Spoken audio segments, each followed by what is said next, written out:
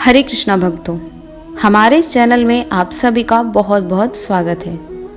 आज के इस वीडियो में आप जानेंगे आषाढ़ के कृष्ण पक्ष की एकादशी की व्रत कथा। एक बार जब युधिष्ठिर भगवान वासुदेव से बोले, वासुदेव, आषाढ़ के कृष्ण पक्ष में जो एकादशी होती है उसका क्या नाम है, कृपया उसका वर्णन कीजिए। तब भगवान श्री कृष्ण बोले, श्रेष्ठ, आषाढ़ के कृष्ण पक्ष की एकादशी का नाम योगिनी है। यह बड़े बड़े पापों का नाश करने वाली है। संसार में डूबे हुए प्राणियों के लिए यह सनातन नौका की तरह है। तीनों लोकों में यह सारभूत व्रत है। इसकी कहानी इस प्रकार है। अलकापुरी में राजाधिराज कुबेर रहते हैं। वे सदा भगवान शिव की भक्ति में तत्पर रहने वाले हैं। उनके पास हेममाली नाम वाला एक यक्ष सेवक था जो पूजा के लिए फूल लाया करता था।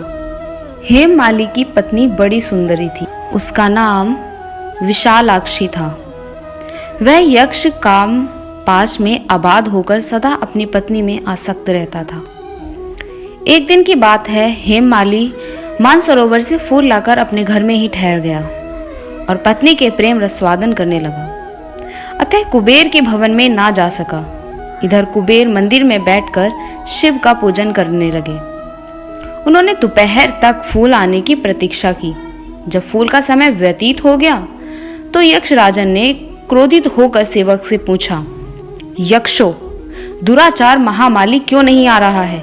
इस बात का पता तो लगाओ। यक्षों ने कहा, राजन, वह तो पत्नी की कामना में आसक्त हो गया है। अपनी इच्छा के अनुसार घर में ही रमन कर रहा है। और तुरंत ही हेममाली को बुलवाया। देर हुई जानकर हेममाली के नेत्र भय से व्याकुल हो रहे थे। वह आकर कुबेर के सामने खड़ा हुआ। उसे देखकर कुबेर की आंखें क्रोध से लाल हो गईं। वे बोले, ओ पापी, ओ दुष्ट दुराचारी, तूने भगवान की अवहेलना की है। अतः कोढ़ से युक्त हो अपनी उस प्रियतमा से तुम विमुक्त हो जाओ और इस स्थान से भ्रष्ट होकर कहीं अन्य चले जाओ।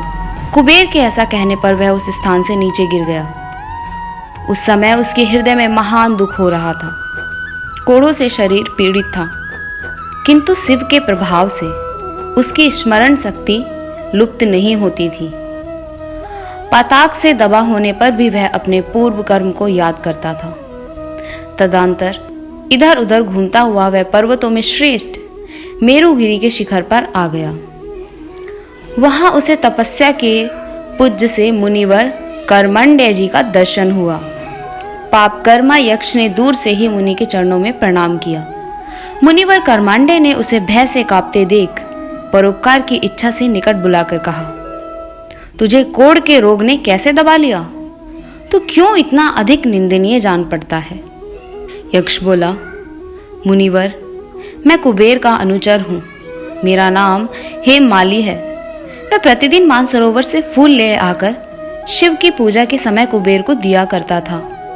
एक दिन पत्नी के सहवास के सुख में फंस जाने के कारण मुझे समय का ज्ञान ही नहीं रहा। अतः राजाधिराज कुबेर ने कुपित होकर मुझे शाप दे दिया, जिससे मैं कोढ़ से आक्रांत होकर अपनी प्रियतमा से पिछुड़ गया।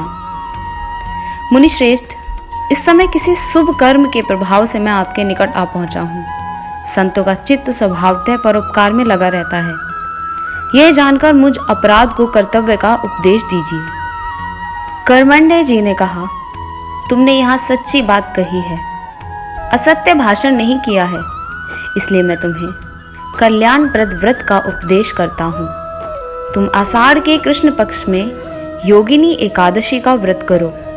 इस व्रत के पुण्य से तुम्हारी कोढ़ निश्चय ही दूर हो जाएगी। भगवान श्री कृष्ण बोले।